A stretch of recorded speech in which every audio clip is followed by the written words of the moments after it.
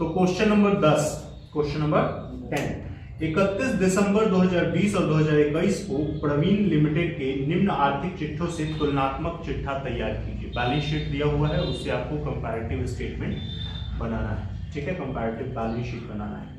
तो हम इसी फॉर्मेट का यूज करके बना लेंगे, ज्यादा कुछ करना है नहीं हमको।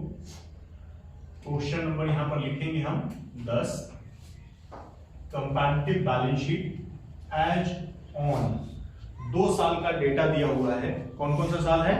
2020 और 21। तो एज ऑन 31 मार्च 2020 एंड 31 मार्च 2021। 2 साल का डेटा है, इसीलिए 2 बार लिख दिया है वो। ठीक है, कोई दिक्कत नहीं। अब इसमें सबसे पहला आइटम क्या दिया हुआ है? शेयर होल्डर्स फंड के अंदर शेयर कैपिटल दिया हुआ है 10 लाख का और 20 लाख का। पहले हम बोले हैं कि पूरा ये अभी छोड़ के रखना है, ये पहले बना लेना है। तो 10 लाख और 20 लाख, 10 लाख प्रीवियस ईयर का डेटा है और 20 लाख करंट ईयर का डेटा है। क्वेश्चन में दिया हुआ है दूसरे तरीके से, प्रीवियस ईयर पहले है, करंट ईयर बाद में है। आप वैसे भी लिख सकते हैं, इसलिए कंफ्यूज नहीं होइएगा। ठीक ना।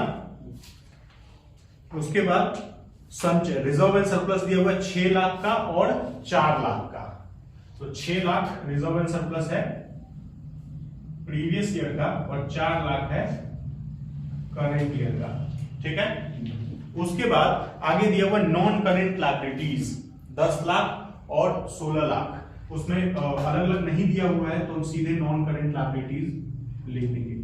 जनरली क्या होता है, हेडिंग के सामने अमाउंट नहीं जाता है, उसके अंदर जो सब हेडिंग होता है, जो आइटम्स नेम होता है, उसके सामने अमाउंट लिखाता है। लेकिन इसमें आपको इसी के सामने लिख दिया है नॉन करेंट लायबिलिटीज, तो हम इसी के सामने लिख देते हैं। ये है 10 लाख और 16 लाख। तो 16 लाख है करंट ईयर का और 10 लाख है प्रीवियस ईयर का। ठीक है। उसके बाद करंट लायबिलिटीज दिया हुआ है। करंट लायबिलिटीज में सब हेडिंग है या सीधे दे दिया? कितना है अमाउंट?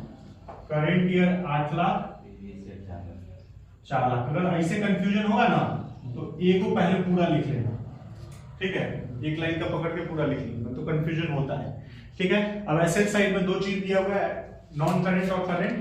ये दूसरा हेडिंग है हमारा एसेट्स का। एसेट्स में पहला है नॉन करेंट एसेट्स और दूसरा है करेंट एसेट्स। ठीक है। करंट ईयर का 30 लाख और 18 लाख है।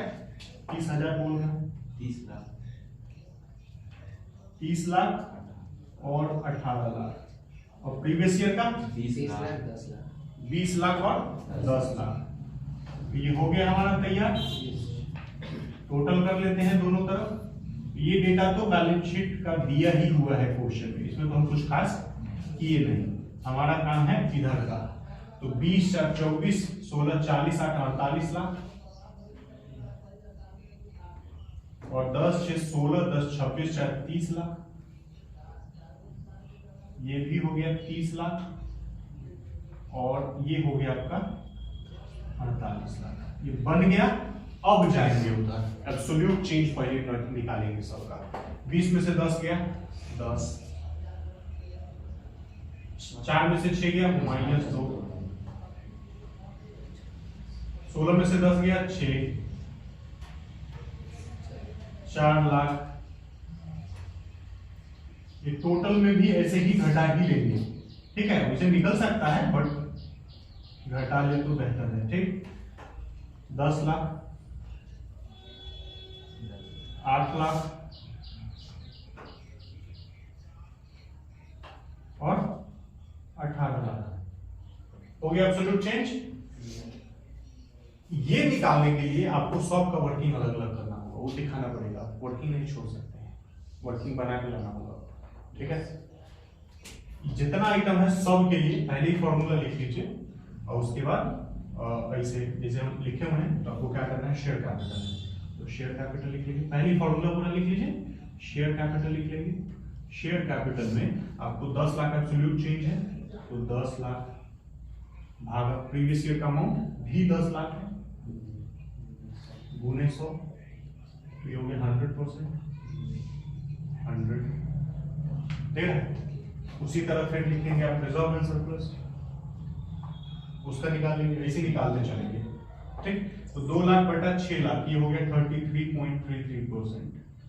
6 लाख बटा 10 लाख, ये हो गया 60%। 4 लाख बटा 4 लाख 100%। 18 लाख बटा 30 लाख, ये हो जाएगा 60%। 10 लाख बटा 20 लाख, ये हो जाएगा 50%। 8 लाख बटा 10 लाख 80%, और इधर हो गया फिर से 60%।